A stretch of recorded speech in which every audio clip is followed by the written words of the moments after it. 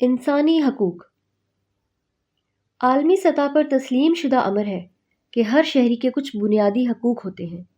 یہ در حقیقت انسان کی بنیادی ضروریات ہوتی ہیں اور ہر ملک اپنے شہریوں کو بنیادی حقوق مثلاً خوراک، رہائش، صحت، تعلیم، جانی اور مالی تحفظ اور انصاف وغیرہ فراہم کرنے کا پابند ہوتا ہے۔ حقوق کے ساتھ ساتھ ایک شہری کو اپنے فرائض سے بھی آگاہ ہونا چاہیے۔ ملکی قوانین کی پابندی کرنا، ملک اور قوم سے وفاداری، ماحولیاتی مسائل کے حل میں اپنا کردار ادا کرنا وغیرہ، یہ سب ایک شہری کے فرائض ہیں اور ایک اچھا شہری ان سب فرائض کی ادائیگی میں کوتاہی نہیں کرتا۔ انسانی حقوق سے مراد وہ بنیادی حقوق اور آزادیاں ہیں جو ہر انسان کو بغیر کسی امتیاز کے صرف انسان ہونے کی بنیاد پر حاصل ہوتی ہیں۔ یہ حقوق عالمی سطح پر تسلیم شدہ ہیں اور ان کا مقصد انسان کی عزت اور فلاح کو یقینی بنانا ہے۔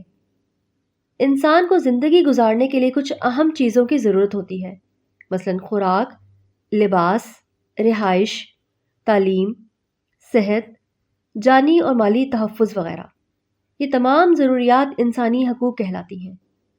دنیا کے تمام ممالک اپنے شہریوں کو بلا تفریق رنگ و نسل اور مذہب کے حقوق فراہم کرتے ہیں۔ ایک پرامن اور خوشحال زندگی گزارنے کے لیے ہر شخص کو آزادی، انصاف اور تحفظ چاہیے ہوتا ہے۔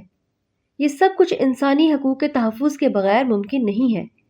اس لیے ہر ملک کا آئین اپنے شہریوں کو انسانی حقوق کے تحفظ کی ضمانت دیتا ہے۔ اب ہم دیکھتے چلیں کہ حقوق اور فرائض میں کیا فرق ہوتا ہے۔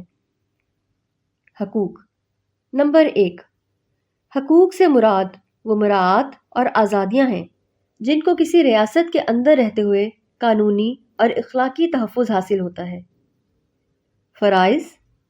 فرائض سے مراد وہ ذمہ داریاں یا پابندیاں ہیں جو کسی بھی فرد پر ریاست کے اندر رہتے ہوئے قانونی یا سماجی اور اخلاقی اصولوں کے تحت عائد ہوتی ہیں اور ان کا پورا کرنا ہر فرد پر لازم ہوتا ہے۔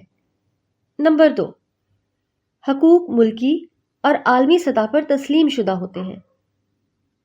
ہر ملک اپنے شہریوں پر کچھ ذمہ داریاں عائد کرتا ہے جنہیں شہریوں کے فرائض کہا جاتا ہے۔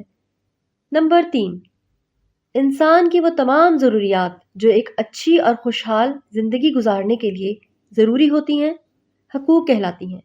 ملکی قوانین کی پابندی کرنا، ٹیکس دینا، ملک سے وفادار رہنا، ماحول کو صاف ستھرا رکھنا شہریوں کے فرائض کی چند مثالیں ہیں۔